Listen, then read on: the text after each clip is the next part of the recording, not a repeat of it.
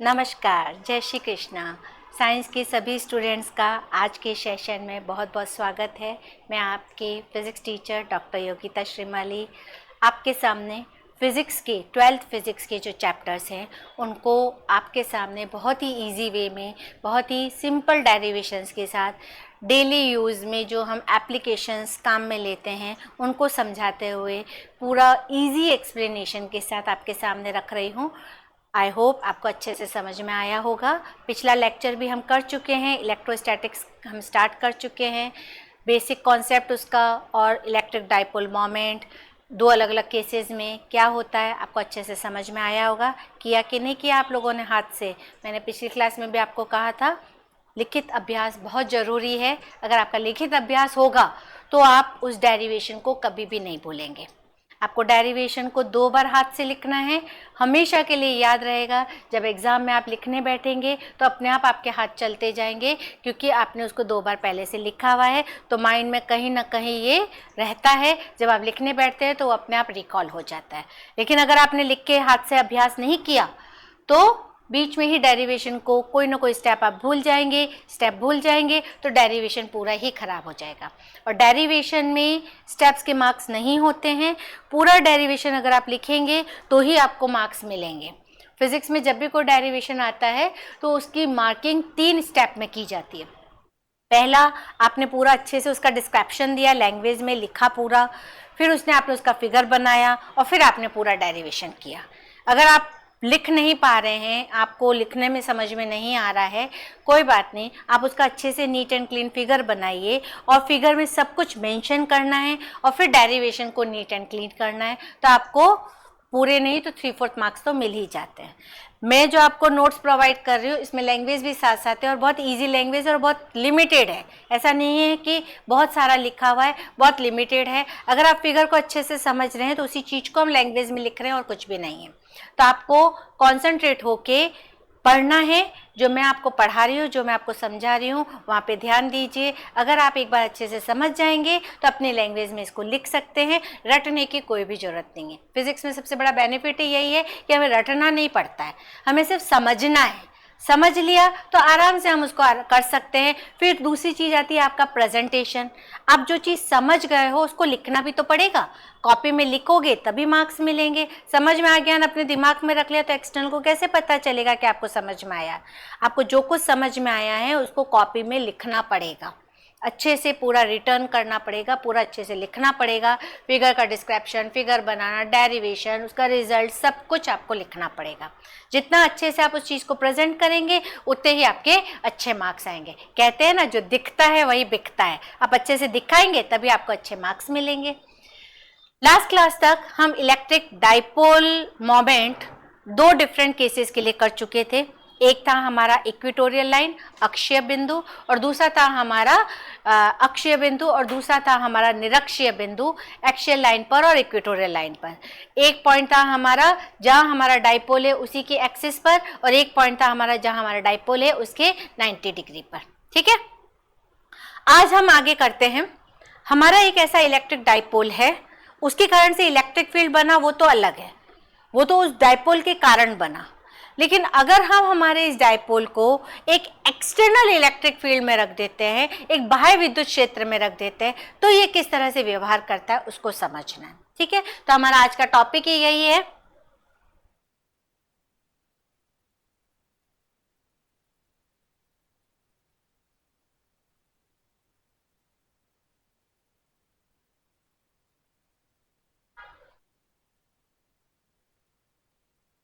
क्या है हमारा आज का टॉपिक?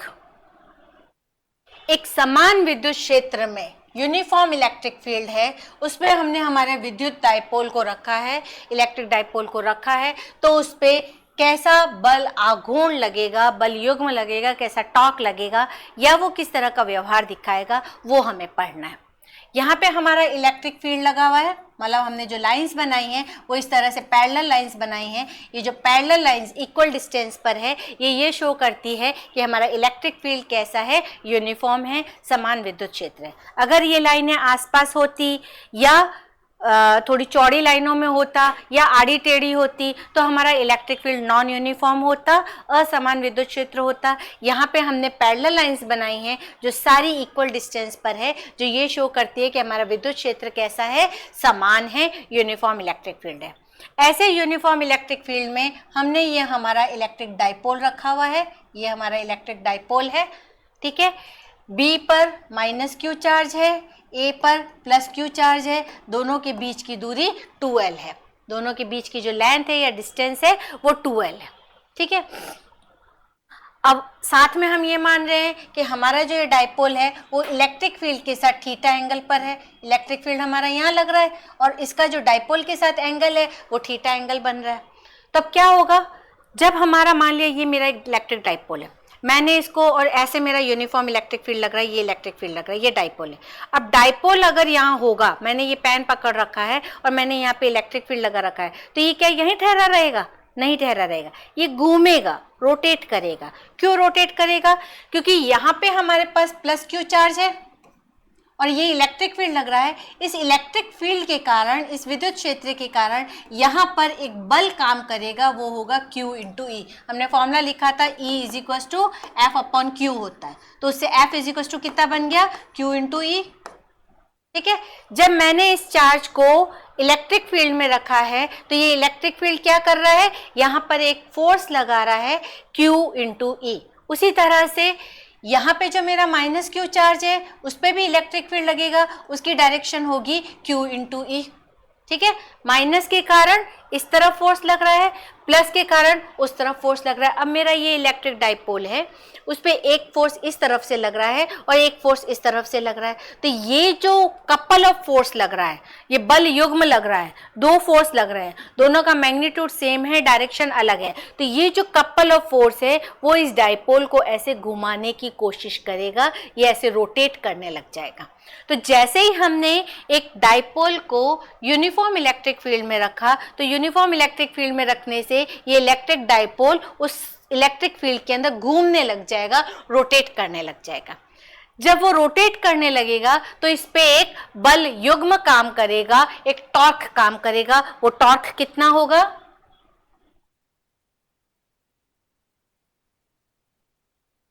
इलेवेंथ में आप लोगों ने पढ़ा है बल युग्म, बलागुण कितना होता है? टॉर्क।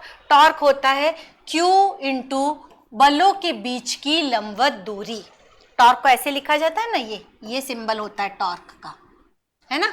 ये टॉर्क हो गया हमारा, बल युग्म हो गया। बल युग्म का मान कितना होता है? बल इंटू बलों के बीच की लंबवत दूरी। अब देखिए हम बना के देखते हैं, मैंने पीछे बनाया था, इसको वापस से यहाँ बना रही हूँ आपके सामने।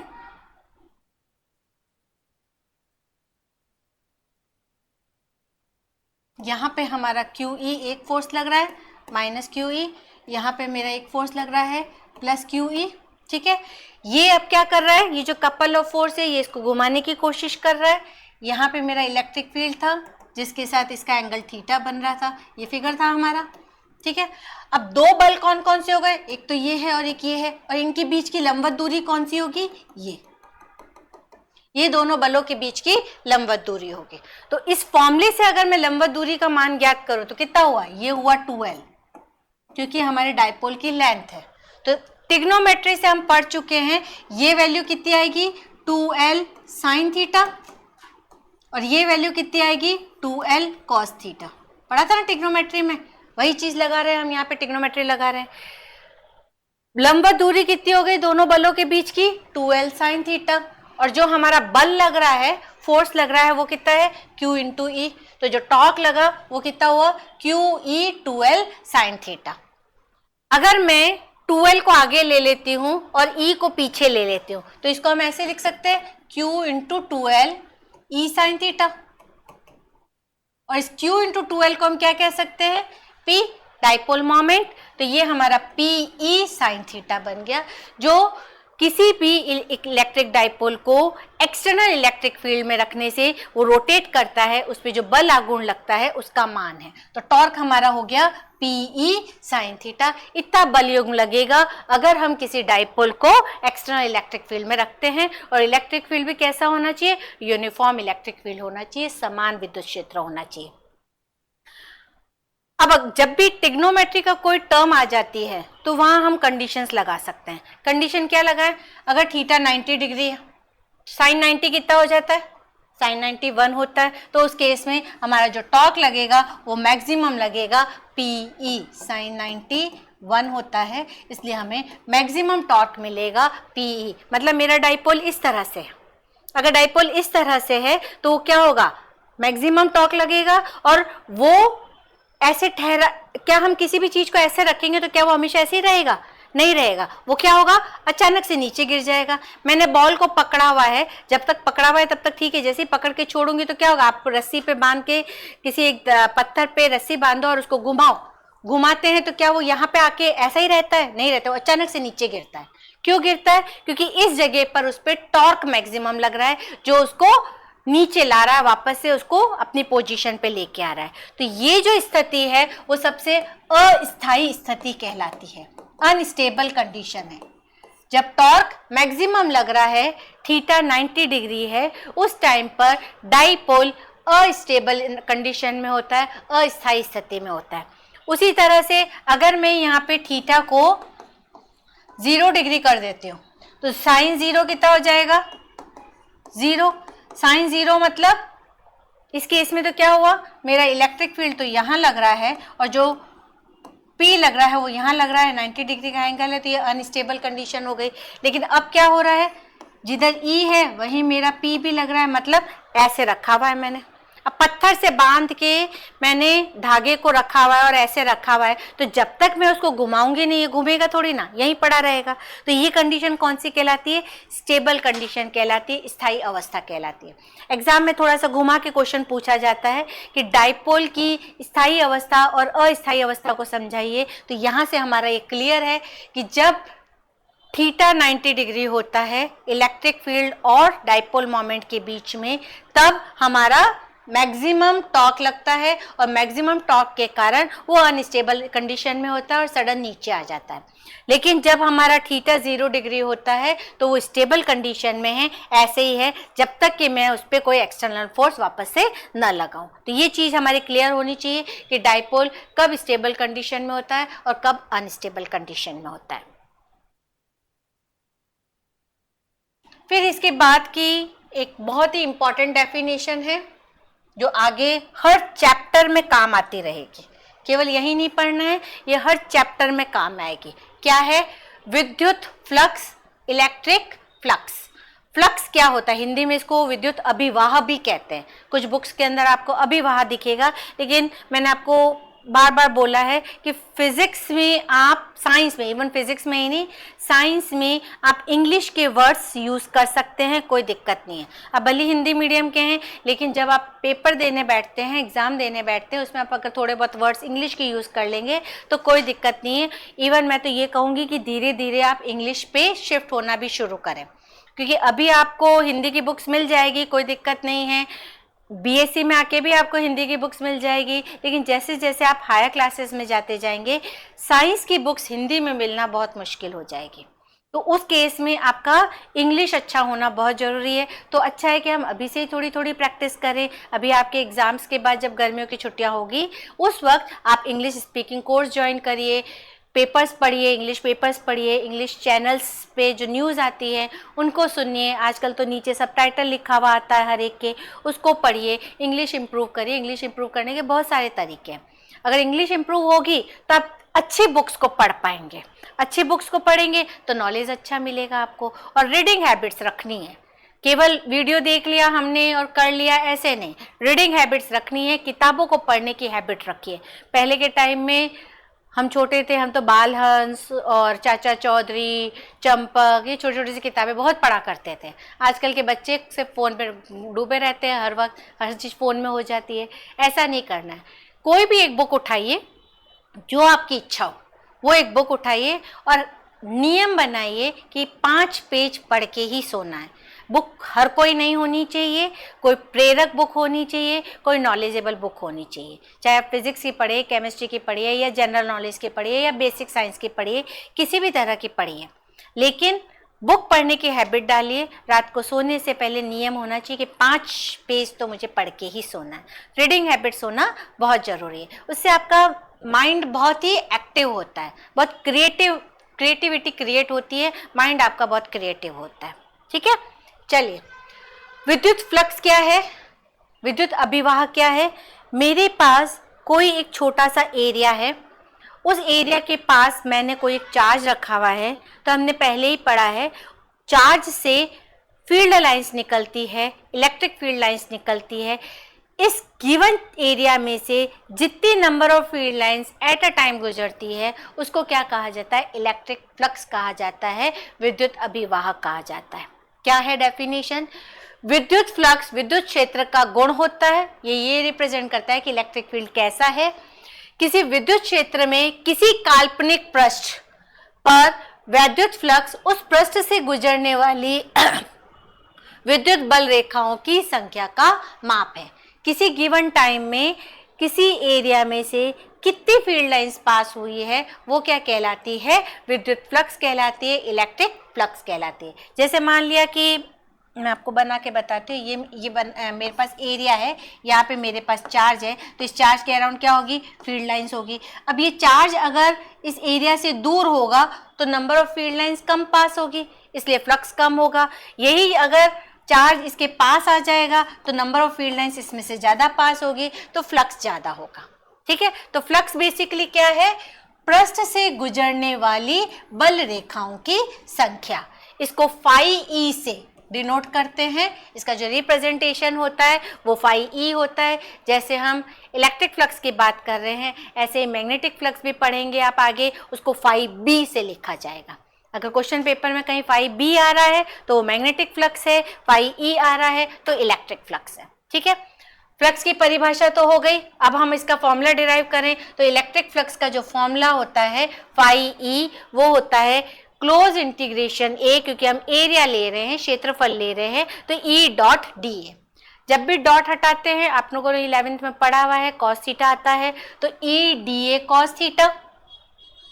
अगर मैं पूरे एरिया का इंटीग्रेशन कर देती हूँ तो ये ए आ जाएगा, तो मेरा जो फाइनल फ्लक्स का फॉर्मूला बना वो आ गया ई ए कॉस थीटा। मतलब एंगल पे डिपेंड कर रहा है, एरिया और चार्ज इसके बीच का एंगल यही डिफाइन करता है कि फ्लक्स कितना होगा। जैसे मान लिया मेरे पास ये एक एरिया है और यहाँ पे मेरे पास चार्ज है।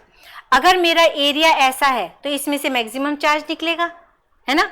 मतलब एरिया का जो डायरेक्शन है और जो चार्ज की डायरेक्शन है, इलेक्ट्रिक फील्ड की डायरेक्शन है, जब एक ही डायरेक्शन होगी तो क्या होगा, चार्ज मैक्सिमम निकलेगा।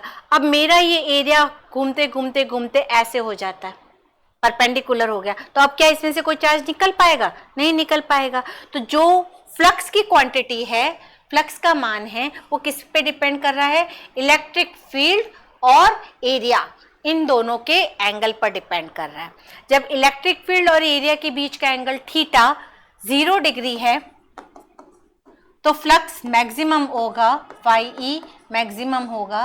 और जब मेरा एंगल 90 डिग्री है तो फ्लक्स फाई ई 0 हो जाएगा। ठीक है, जैसे जैसे 0 डिग्री से 90 तक जाएगा फ्लक्स का मान कम होता जाएगा और फाइनली 90 पर उसका मान 0 हो जाएगा। ठीक है,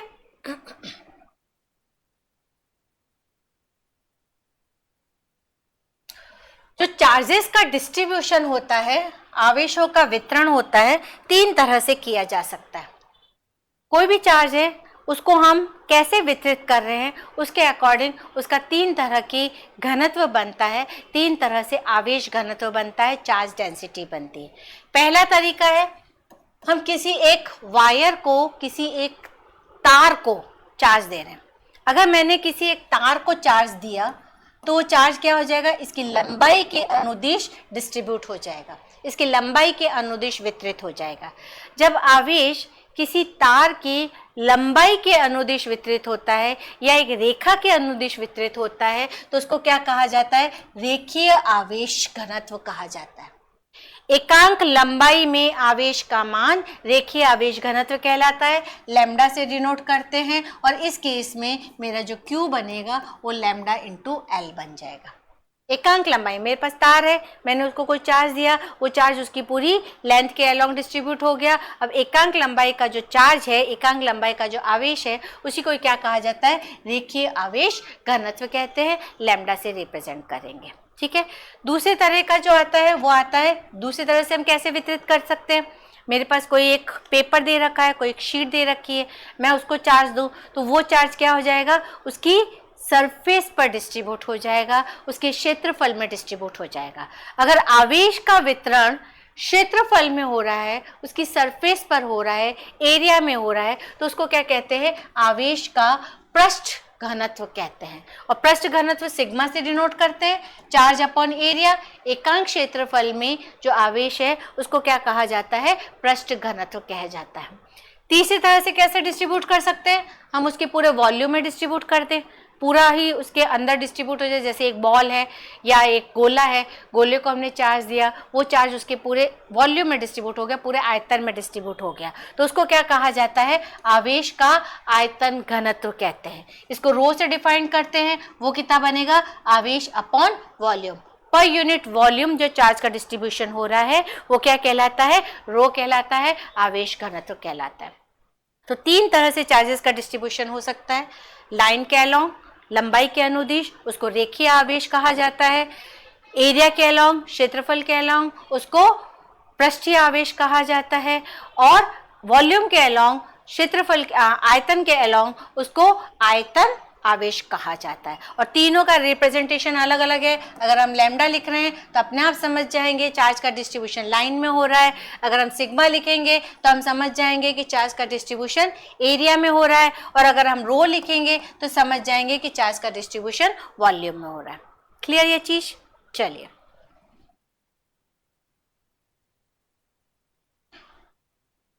इस पूरे चैप्टर की जान, इस पूरे चैप्टर का सबसे important topic, exam point of view से 101% मान के चलिए ये आएगा ही आएगा।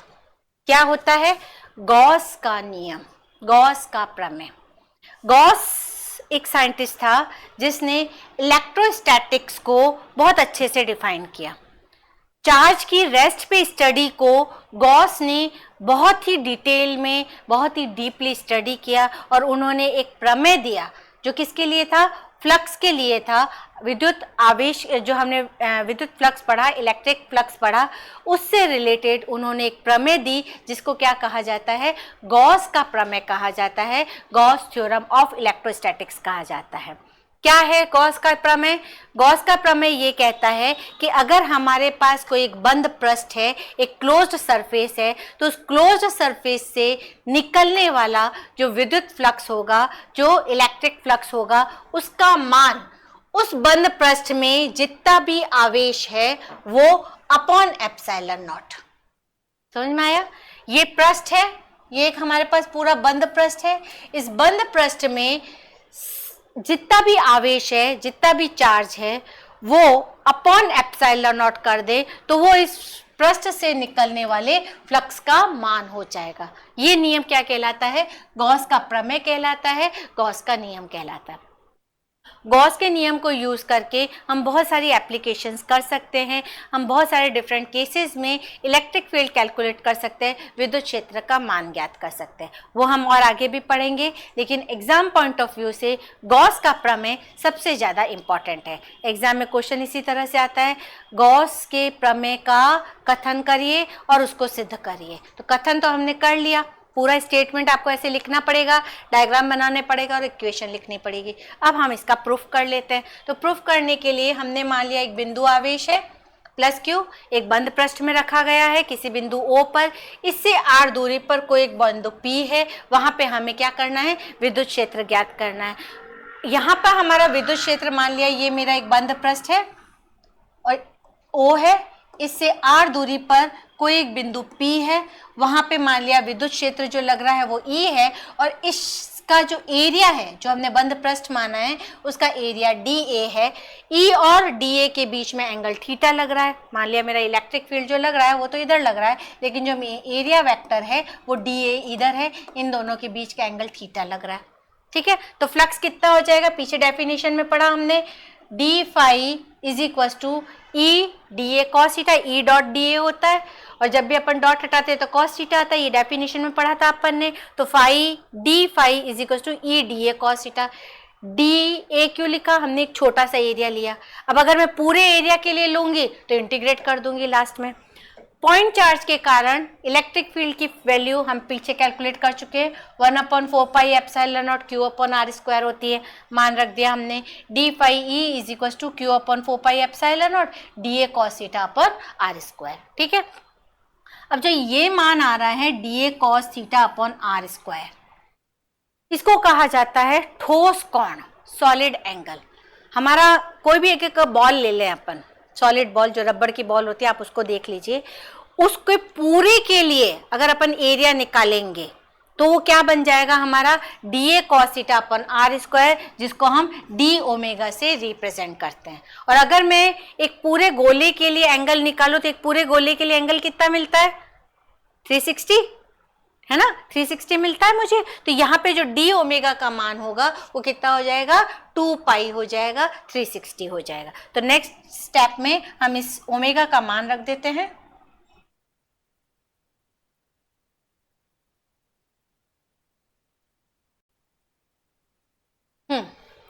डी फाई हमारा निकला था Q upon 4 pi epsilon naught, और जो हमारे D A cos theta upon R square था, जिसको हमने सॉलिड एंगल डी ओमेगा लिख दिया। अब अगर मुझे पूरे पृष्ठ के लिए निकालना है, अभी तक तो हमने क्या किया, एक छोटे से डी एरिया के लिए निकाला, अब मुझे इसको क्या करना है, पूरे एरिया के लिए निकालना है। तो मैंने इसको इंटीग्रेट कर दिया। जब हमने ये गोला लगा दिया, इसका मतलब पूरे बंद पृष्ठ के लिए कर रहे हैं हम। ठीक है, 3 तरह के इंटीग्रेशन साइन होते हैं। अगर हमने एक इंटीग्रेशन ऐसा लिखा है तो ये लाइन इंटीग्रेशन को बताएगा। अगर हम ऐसा 2 इंटीग्रेशन बना देते हैं तो सरफेस इंटीग्रेशन को बनाता है, और इसी में ही अगर अपन गोला बना देते हैं तो एक क्लोज्ड सरफेस के लिए होता है, एक बंद पृष्ठ के लिए होता है। और यही अगर 3 इंटीग्रेशन के साइन लग जाते हैं तो वॉल्यूम इंटीग्रेशन को बताता है। ये मैथ्स में आप लोगों ने अच्छे से पढ़ा है। ठीक है, जैसा अभी भी अपन ने लीनियर सरफेस और वॉल्यूम डिस्ट्रीब्यूशन पढ़ा था, उसमें भी ये काम में ले सकते हैं। लीनियर डिस्ट्रीब्यूशन जब हो रहा है तो एक ही लाइन आएगी, सरफेस डिस्ट्रीब्यूशन जब हो रहा है तो 2 लाइन आएगी, और वॉल्यूम डिस्ट्रीब्यूशन जब हो रहा है तो 3 लाइन आ जाएंगी। ठीक है, तो ठीक है, तो यहाँ पे हमारे पास इंटीग्रेशन डी ओमेगा आया। इंटीग्रेशन डी ओमेगा का मान कितना होता है, अगर हम पूरे सॉलिड स्फीयर के लिए बात करते हैं, पूरे ठोस गोले के लिए बात करते हैं, तो इंटीग्रेशन डी ओमेगा मतलब हुआ पूरा सर्कल, और पूरा सर्कल का मान कितना हो जाता है, 360। 360 का मान कितना होता है, 4 पाई। ठीक है, तो ये जो इंटीग्रेशन डी ओमेगा, इसका मान हो गया 4 पाई। अब 4 पाई से 4 पाई कट जाएगा तो क्या बचेगा, क्यू अपॉन एप्सिलॉन नॉट। यही हमारी गॉस की प्रमेय थी, गॉस की थ्योरम थी। ठीक है, तो ये क्वेश्चन आपका एग्जाम के लिए बहुत इंपॉर्टेंट है। गॉस की प्रमेय का कथन करिए तथा उसका सत्यापन करिए, उसको सिद्ध करिए। ठीक है, इसमें एक चीज और है, मैं आपको बता देती हूँ। कई बार चार्जेस को डिफरेंट 3 टाइप से जो लिखा जाता है वो मैं आपको बता रही हूँ। जैसे हमने कहा था लैम्डा इज इक्वल टू होता है क्यू अपॉन एल। अब अगर मेरे पास चार्ज छोटा सा है, छोटा अमाउंट है चार्ज का, तो D lambda is equal to D Q by L हो जाएगा। तो उस केस में हम लिख सकते हैं D Q by D L हो जाएगा। तो D Q is equal to बन गया लैम्डा डी एल, और क्यू इज इक्वल टू बन जाएगा line integration lambda D L. ठीक है, दूसरी चीज क्या बनेगी, ये एक फर्स्ट बना। सेकंड क्या होगा, अब चार्ज का डिस्ट्रीब्यूशन मेरा एरिया में हो रहा है, सरफेस में हो रहा है, तो उस केस में हमारे पास आता है sigma d q by d s. D Q is equal to sigma d s, q is equal to 2 integration आ जाएंगे क्योंकि यहाँ पे एरिया आ रहा है, तो डबल इंटीग्रेशन कर लेंगे और क्यू डी एस लिखा जाएगा। थर्ड आता है वॉल्यूम इंटीग्रेशन, जिसको रो लिखा जाता है। Rho is equal to D q by d v, d Q is equal to rho d v. ठीक है, तो Q इज इक्वल टू क्या बन जाएगा, अब क्योंकि वॉल्यूम में हो रहा है तो 3 इंटीग्रेशन आ जाएगा और रो dV आ जाएगा। कई बार चार्जेस को इस तरह से भी कई बुक्स के अंदर रिप्रेजेंट किया गया है, तो आप कंफ्यूज ना हो इसलिए मैंने ये बता दिया है। बाकी इसका हमारे टॉपिक से कोई लिंक नहीं है। आप लोग जब बुक पढ़ेंगे तो उसमें आप कंफ्यूज हो सकते हैं कि यहाँ पे इस तरह से क्यों लिखा हुआ है, तो हम समझ जाएंगे कि अगर ये लिखा हुआ है इसका मतलब चार्जेस का डिस्ट्रीब्यूशन लाइन में हो रहा है, ये लिखा हुआ है इसका मतलब चार्जेस का डिस्ट्रीब्यूशन एरिया में हो रहा है, ये लिखा हुआ है इसका मतलब चार्जेस का डिस्ट्रीब्यूशन वॉल्यूम में हो रहा है। ठीक है, समझ में आया। अब गॉस प्रमेय तो हमने कर ली। गॉस प्रमेय की यूजेस क्या है, इसको यूज लेके हम क्या कर सकते हैं, तो 3 या 4 एप्लीकेशन आपके कोर्स में दे रखी है। जो 3 या 4 एप्लीकेशन दे रखी है वो सारी ही बहुत इंपॉर्टेंट है। मतलब ये गॉस लॉ वाला जो पूरा टॉपिक है, आधा चैप्टर आपका फोर्स, इलेक्ट्रिक फील्ड, डाइपोल का बना और आधा चैप्टर आपका गॉस लॉ का बना। तो गॉस लॉ और गॉस लॉ से रिलेटेड जितने भी उसके एप्लीकेशंस है, ये पूरा ही part exam point of view से बहुत इंपॉर्टेंट है। गॉस लॉ उसका प्रूफ पूछा जाता है और कोई भी एक एप्लीकेशन दे दी जाती है कि गॉस लॉ को यूज लेके इलेक्ट्रिक फील्ड कैलकुलेट कीजिए, विद्युत क्षेत्र ज्ञात कीजिए। करना वही है, विद्युत क्षेत्र ज्ञात करना है अलग अलग केसेस में। शुरू करते हैं हम। सबसे पहले हमारा फर्स्ट केस, गॉस प्रमेय का अनुप्रयोग, जिसमें सबसे पहला केस है हमारा, एक अनंत लंबाई का आवेशित तार है, उसके लिए हमें विद्युत क्षेत्र की तीव्रता ज्ञात करनी है using Gauss law, Gauss law को यूज लेके। तो ये हमारा एक अनंत लंबाई का तार है जिसको हमने आवेश दिया, तो ये पूरा चार्ज इसकी लंबाई के अनुदिश यहाँ डिस्ट्रीब्यूट हो गया। ठीक है, अब हमें क्या करना है, एक गॉसियन सरफेस कंसीडर करनी है, एक काल्पनिक सरफेस, एक काल्पनिक सतह कंसीडर करनी पड़ेगी, माननी पड़ेगी, जिसको हम गॉसियन सरफेस कहते हैं, गॉसियन सतह कहते हैं। कैसे मानेंगे, ये जो तार है, इस तार के चारों तरफ हम ये एक सिलेंड्रिकल पोर्शन कंसीडर करेंगे, हम ये एक बेलनाकार सतह कंसीडर करेंगे, जिसको क्या कहा जाएगा, गॉसियन पृष्ठ कहा जाएगा। अब इस सिलेंड्रिकल के अंदर 2 एरिया बन रहे हैं, एक तो ये वाला जो CSA वाला कर्व्ड पृष्ठ है वो बन रहा है, और एक ये वाला बेलनाकार जो ये हमारा ये वाला पृष्ठ है ये बन रहा है। तो दोनों पर हमें अलग अलग इलेक्ट्रिक फील्ड निकालना है, फिर सबका सम कर देना है, तो टोटल इलेक्ट्रिक फील्ड कैलकुलेट हो जाएगा। चलिए लिखना शुरू करते हैं। माना एक अनंत लंबाई का एक समान आवेशित तार है, रेखीय आवेश घनत्व लैम्डा है, मतलब एकांक लंबाई पे जो आवेश है वो लैम्डा है। चारों ओर L लंबाई के अराउंड हमने क्या किया, एक बेलनाकार पृष्ठ खींच लिया। Lambda is equal to q by l होता है, तो q is equal to lambda l आ जाएगा। अब तार से r दूरी पर स्थित कोई एक बिंदु P है, यहाँ पे ये हमारा पॉइंट P है। यहाँ पे हमें विद्युत क्षेत्र की यहाँ पे हमें इलेक्ट्रिक फ्लक्स का मान ज्ञात करना है, विद्युत अभिवाह का मान ज्ञात करना है। तो विद्युत अभिवाह का मान क्या हो जाएगा, यहाँ पे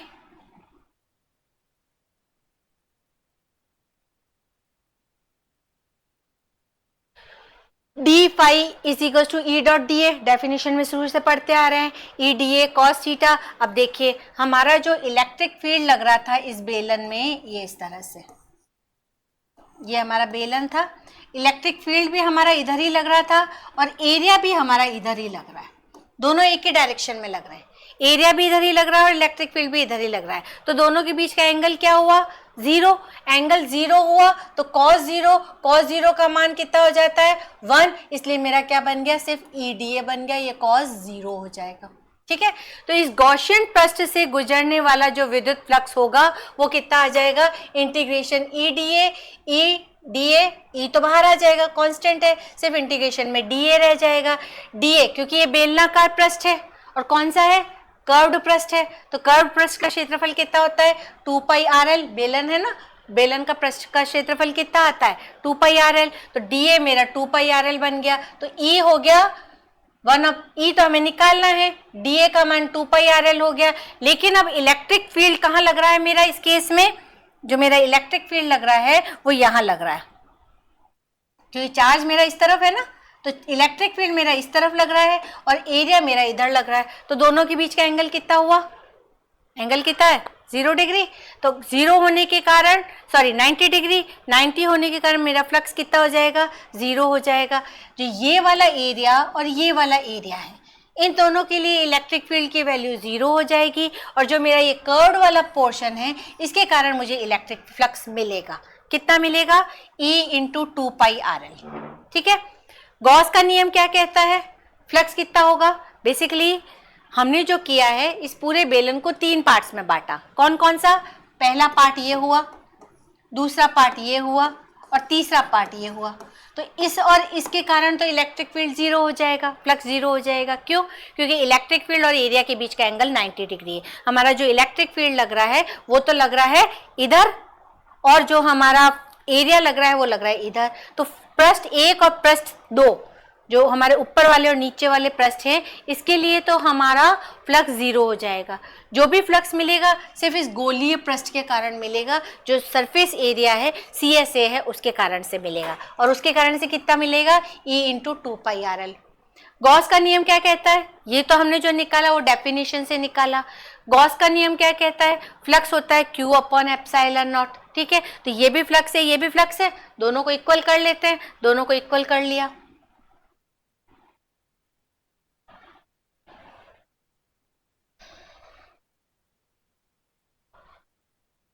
तो दोनों को इक्वल करने से क्या मिला?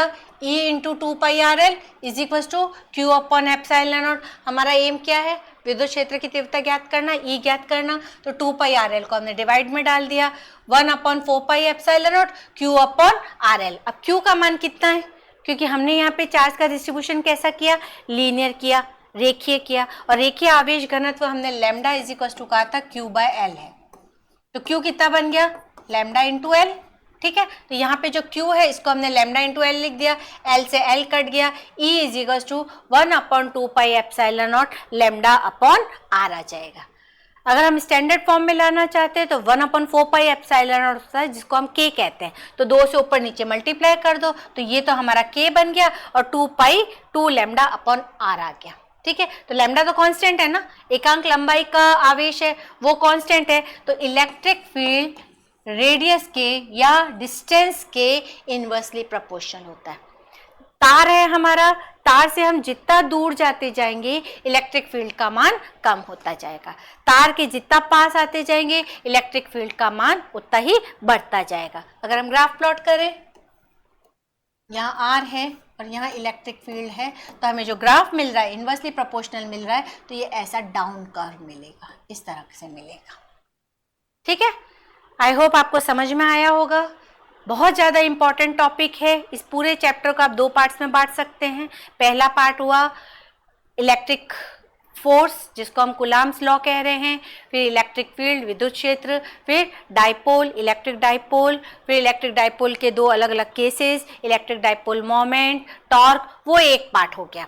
और दूसरा पार्ट आएगा हमारा गॉस लॉ की एप्लीकेशन, गॉस लॉ का स्टेटमेंट, उसका प्रूफ, उसकी 3-4 एप्लीकेशन। हमने गॉस लॉ कर लिया, गॉस लॉ का स्टेटमेंट कर लिया, उसका प्रूफ कर लिया, उसकी एक एप्लीकेशन भी कर ली। बच्चे भी 2 या 3 एप्लीकेशन जो और हैं वो हम करेंगे नेक्स्ट सेशन में। तब तक पढ़ते रहिए, नोट्स बनाइए, साथ के साथ लिखते रहिए, अभ्यास करते रहिए। समझना है, कॉन्सेप्ट को समझना है। वीडियो को लाइक ज़रूर करना है, चैनल को सब्सक्राइब करना है, और अगर कुछ भी डाउट आए आपको तो आप कमेंट बॉक्स में लिखिए, मैं उसका जवाब दूंगी आपको। ठीक है, तब तक थैंक यू वेरी मच।